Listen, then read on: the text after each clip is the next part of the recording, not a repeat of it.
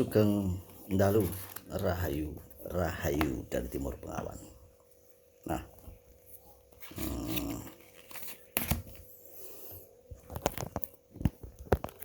Til Gumandil Gendewati cucunya Eyang. Sebenarnya yang membuat sebuah video ini hanya untukmu. Tetapi ternyata ada yang subscribe sampai 798 kalau yang menghitungnya. Nah, 700 ini apakah semuanya mempunyai pikiran atau tidak mempunyai pikiran? Ya nggak tahu.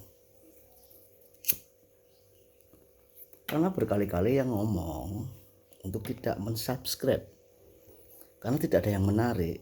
Ini hanya obrolan tentang Eyang dan cucunya, dan nggak penting karena tidak mengandung bahasan politik, bahasan ekonomi, bahasan agama, bahasan bisnis, nggak ada. Ini hanya cerita kisah tentang sang kesatrio yang didambakan, di mana sang kesatrio itu mempunyai pikiran, ya.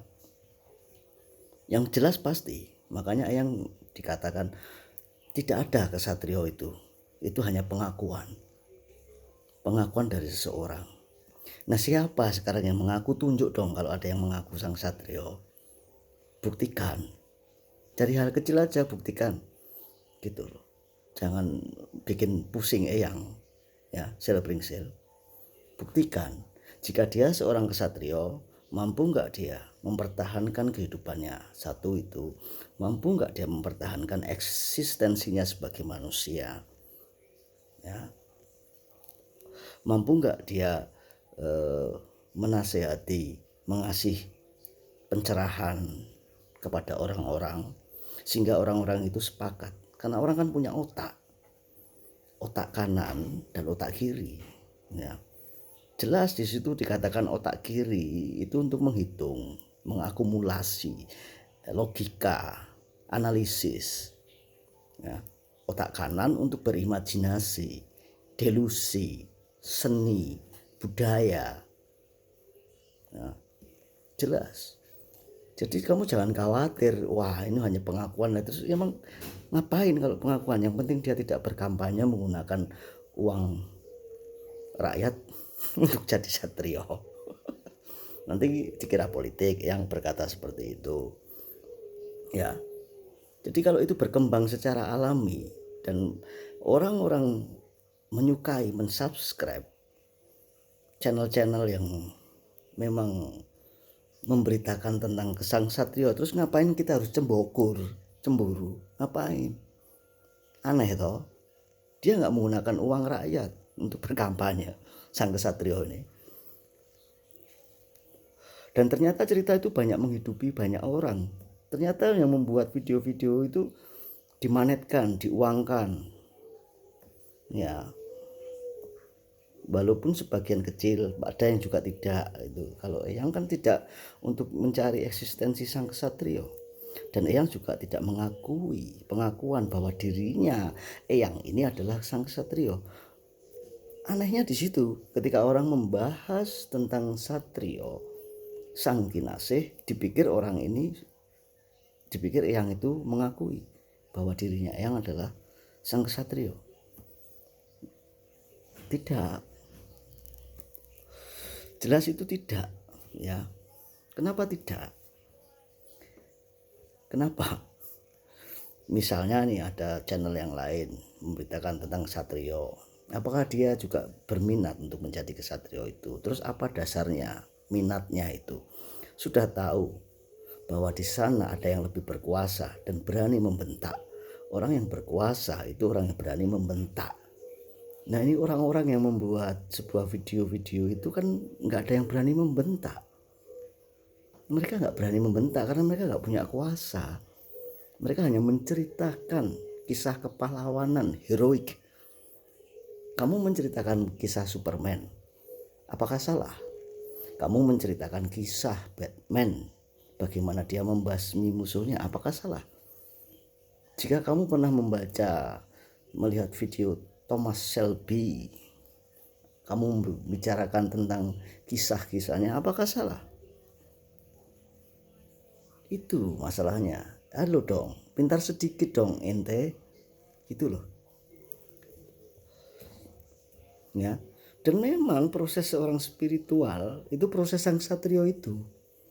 Kita dikasih otak kanan kiri jelas, tetapi otak kanan kiri itu kadang nggak sinkron, kan begitu. Makanya spiritual itu mensinkronkan, ya, pikiran yang mampu menembus batas-batas mistik, pikiran yang mampu menembus batas-batas gaib.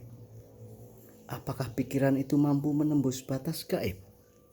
Apakah pikiran itu mampu menembus batas mistik?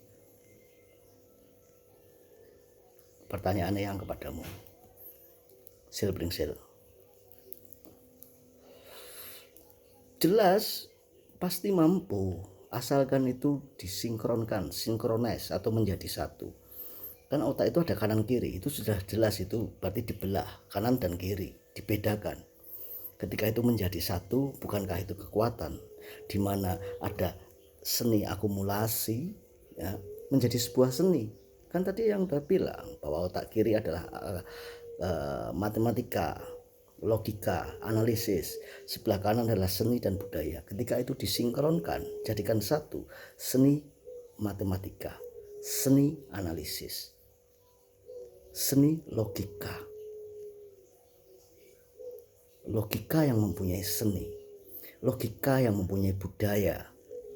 Kalau disinkronkan ini kanan kiri, kiri kanan, logika yang berbudaya, logika yang mempunyai akumulasi budaya, logika yang menganalisa budaya.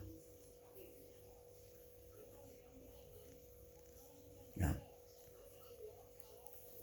jadi ketika otak ini disinkronkan, seorang kesatria itu mampu menganalisa budayanya sendiri, karena memang kaya akan budaya,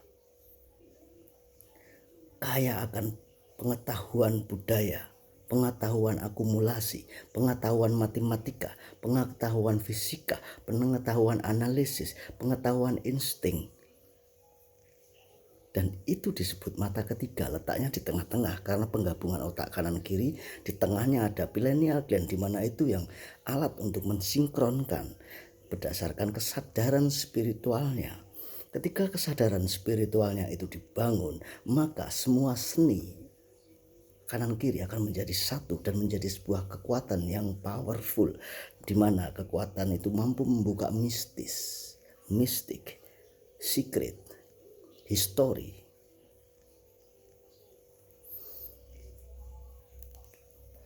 Nggak ada yang mengakui pengakuan apa?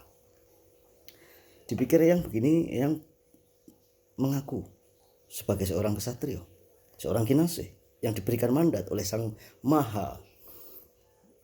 Terus apa untungnya? Nah, seharusnya memang kekuatan kesatria ini digunakan oleh orang-orang yang mencari keuntungan, yang mencari posisi, gitu, ya, dimanfaatkan. Tapi ini tidak.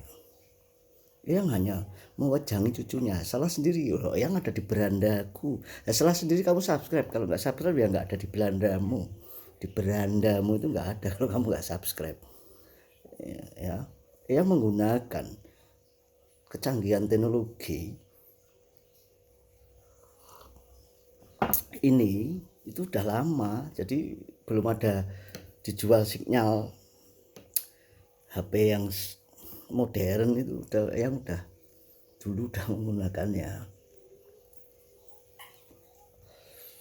Ya, kalau kamu nggak subscribe ya nggak muncul di beranda, jangan salahkan dong. Makanya unsubscribe, yang berkali-kali bilang kamu itu masuk ke dalam personal, dimana yang membuat YT ini personal dengan email personal pribadi, kamu acak-acak, ya.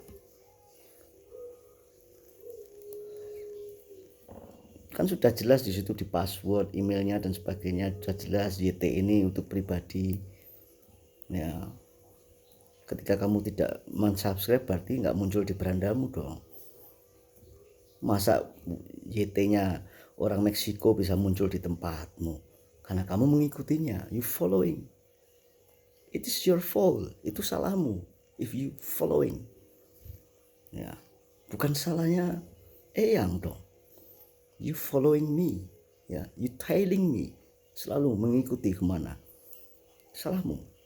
Tetapi ketika engkau mengikuti perjalanan hidupku, jangan kau sakit hati dan baper mengira yang ini adalah mengaku aku atau sebuah pengakuan.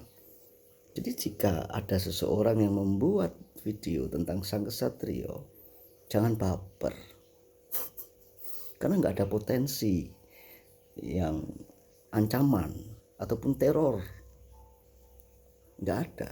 Teror untuk siapa? Ancaman untuk siapa? Teror untuk siapa? Orang itu budayanya orang Jawa. Sang kesatrio diwedarkan oleh pujangga sekaligus raja.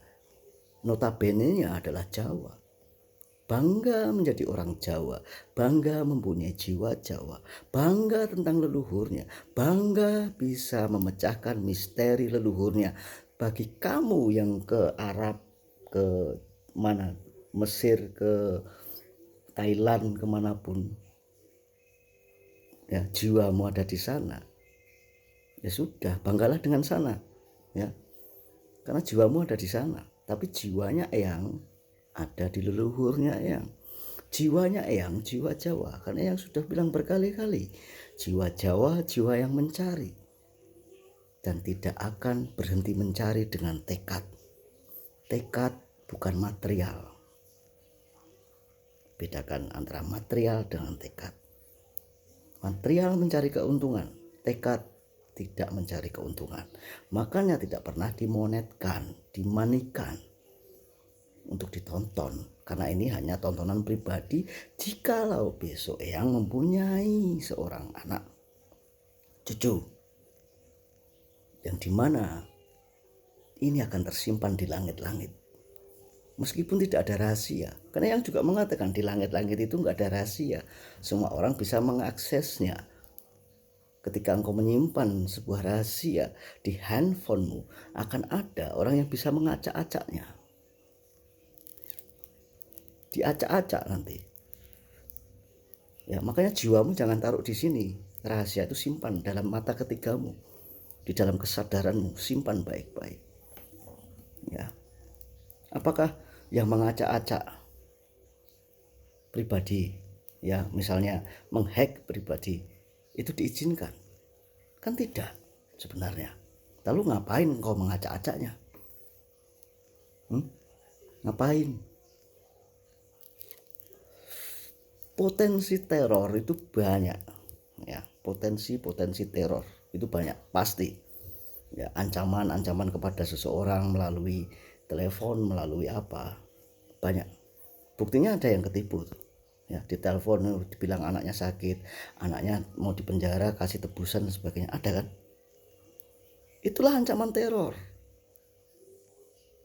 Ya, menteror. Kenapa engkau tidak menyelesaikan itu?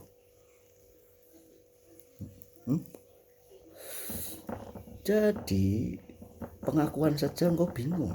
Ya, orang mau mengaku saja, mengaku dirinya. Apakah pengakuan itu akan tidak disertai oleh bukti, akan tidak disertai oleh pemahaman dari si penerima? Ada transmitter, ada receiver. Receivernya kan ya juga punya pikiran, gitu loh. Jadi jangan terlalu menggimikkan, mendramakan sebuah aksi, ya, sebuah aksi yang akan mencari leluhurnya. Itulah kesadaran, otak kanan dan kiri sinkronis, nyambung. Itu akan membuat kesadaran. Selama ini kan orang menggunakan otak kiri dan otak kanan saja atau otak kiri saja, tanpa menggabungkannya. Ketika menggabungkannya, ya terjadilah kekuatan supranatural yang luar biasa. Kekuatan yang luar biasa. Kiranya begitu ya, Silpringsil. Engkau memahami maksudnya Eyang. Jadi jangan kau meremehkan, ya, dan menganggap ketika orang mengaku ketika orang pengen menjadi seorang superhero dan keinginan itu tidak merugikan. Keinginan itu kan tidak merugikan siapapun. Kalau merugikan itu udah ada urusannya, ada yang ngurusi. Ketika itu merugikan, menebar teror, menebar ancaman, ya. Tak kala ada seseorang yang mengingatkanmu tentang, oh jangan menebang hutan sembarangan karena itu nanti akan terjadi banjir. Kok marah? Itu kan aneh. Oh hati-hati, nanti akan ada bencana besar, ya, karena mungkin orang itu menggunakan analisis akumulatif dari otak kirinya, mengakumulasi jika sinyal-sinyal indikator seperti ini akan terjadi ini, ya. Nanti dibilang teror menakutkan. Nah, sekarang lebih menakutkan mana? Ketika kamu tidak berbuat baik lalu kamu dikirim ke neraka.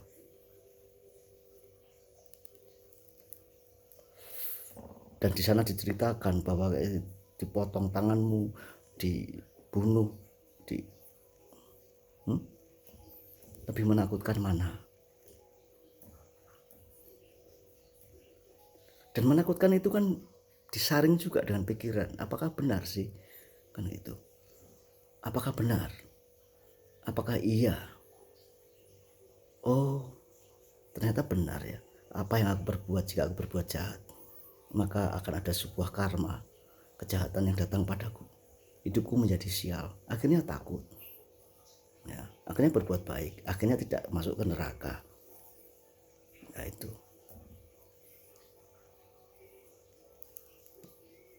Orang sekarang lebih pintar, udah pintar-pintar membedakan mana yang baik. Tetapi kadang-kadang kebablasan.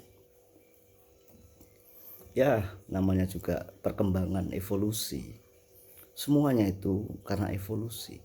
Spiritual ada evolusinya, teknologi ada evolusinya, manusia pun berevolusi, semuanya ada evolusinya.